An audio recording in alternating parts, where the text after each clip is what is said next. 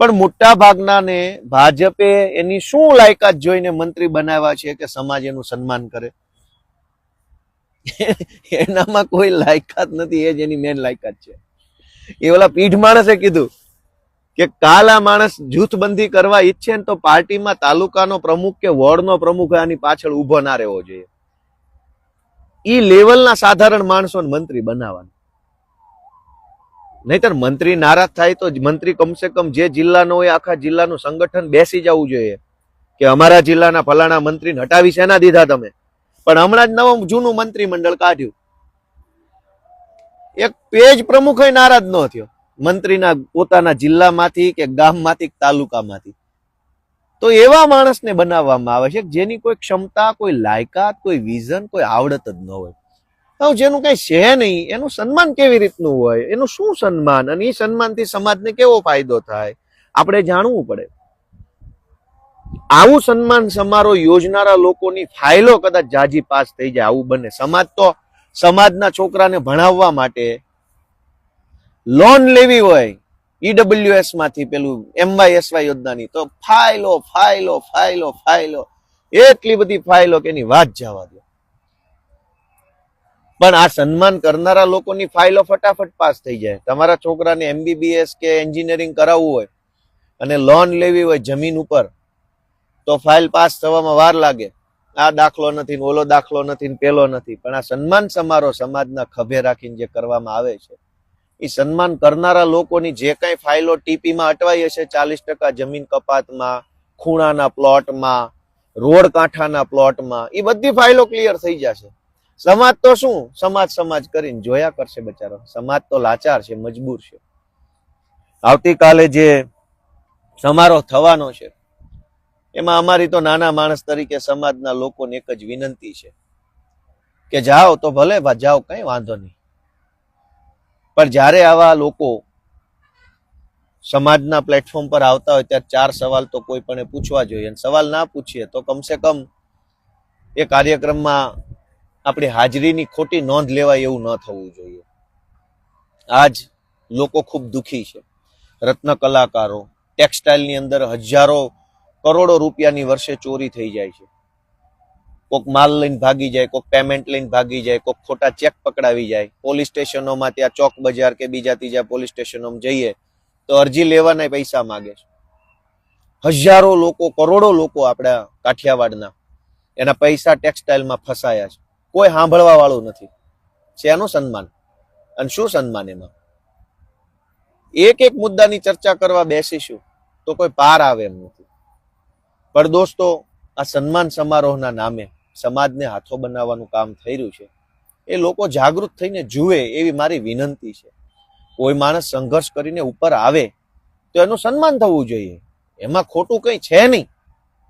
પણ સન્માન કયા માણસનું અને એની કઈ આવડતનું થવું જોઈએ, એ મોટો પ્રશ્ન છે. ગોપાલ ઇટાલિયા ધારાસભ્ય બની જાય એટલા માત્રથી એનું સન્માન થવું જોઈએ એવું નથી. એની અંદર કોઈ આવડત છે?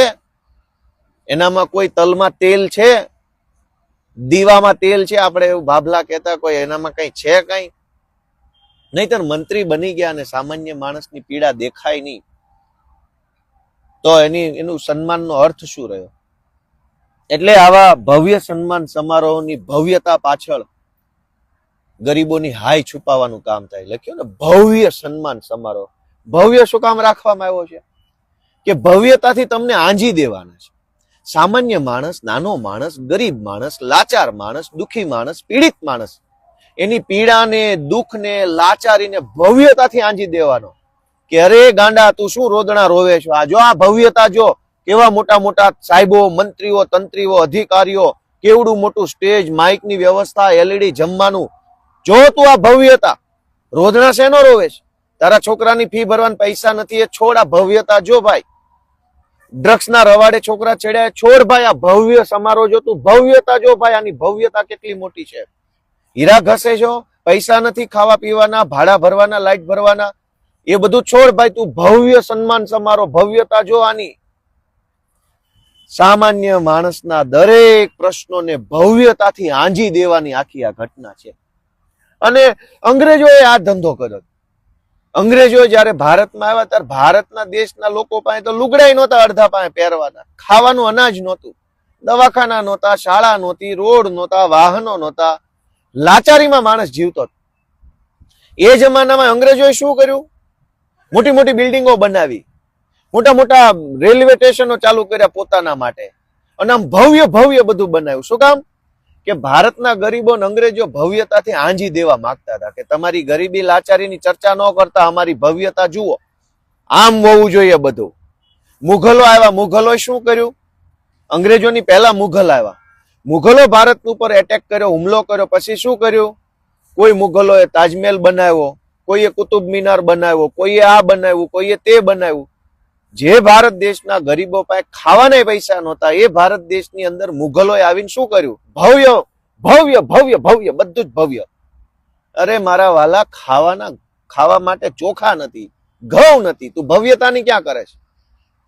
પણ મુઘલો અને અંગ્રેજોનો વારસો લઈને જે ભાજપવાળા નીકળ્યા છે, એ આજે પાછા ભવ્યતા તરફ આગળ વધી રહ્યા છે. બધું ભવ્ય હોવું જોઈએ. માણસ ભલે ભૂખે મરી જાય, પણ એની આંખ સામે ભવ્યતા હોવી જોઈએ. ઓહો, શું રોશની, શું લાઈટો, શું બધું ચમકે છે, શું મોટા મોટા નેતાઓ, શું તામજામ, શું ઢોલ નગારા, શું સાઉન્ડ, શું બધું જ. સુરતના સૌ બધા મારા વડીલોને એટલી જ વિનંતી છે કે ભવ્ય સન્માન સમારોહ થઈ રહ્યો છે, પણ તમારા જીવનની સમસ્યાનું શું એટલું જરાક વિચારજો. બધાને મારા જય કિસાન. Thank you.